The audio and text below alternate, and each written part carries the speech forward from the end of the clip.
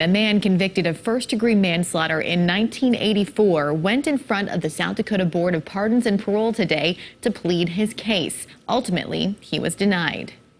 People filled the room for today's hearing for 57-year-old Joseph Fields, including KELOLAND's Lauren Solik. She joins us now with a look at the original crime and the emotional hearing decades later. On February 12, 1984, Joseph Fields, a then 18-year-old, broke into a Wagner house where he shot and killed 20-year-old Bobby Sukup. Sukup's mother, father, and sister were also in the home. As part of a plea agreement, Fields was sentenced to life in prison without parole. Today, 38 years later, Fields pleaded for the possibility of one day getting parole. The visitation room at the Jamison Annex of the South Dakota State Penitentiary was packed for the commutation hearing of Joseph Fields. He has applied twice before for this chance, but this is the first time his application got far enough to allow him to go in front of the South Dakota Board of Pardons and Parole.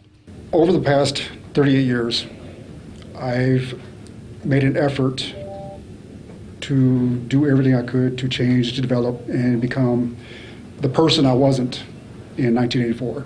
6 people spoke in favor of Fields being recommended for commutation, saying he regrets and takes responsibility for his crime. Proponents also said Fields has changed during his time in prison, getting a job and joining different organizations.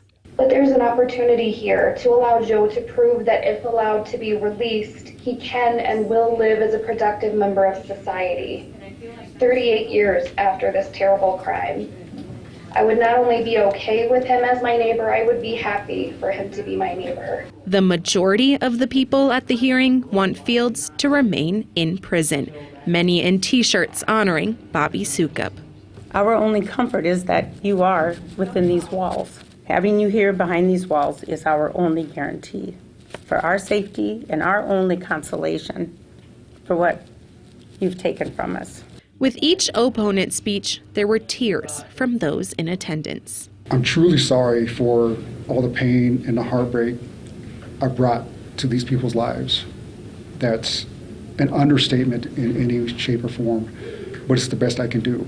In the end, Fields was denied a chance at commutation. For now, he will continue serving his life sentence at the state penitentiary.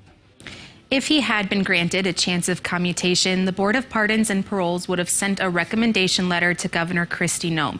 If she approved, Fields would have had a chance to then be up for parole.